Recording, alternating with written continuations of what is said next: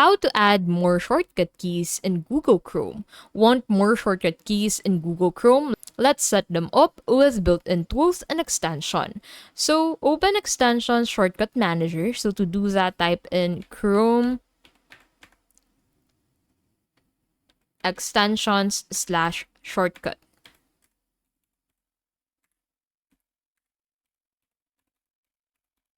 And then hit on enter, and that will take you here.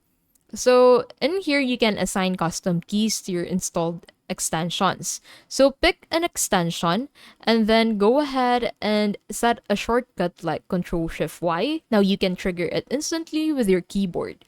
For more control, install the Short Keys extension. It lets you create shortcuts for actions like opening tabs, scrolling, muting, or even running custom scripts.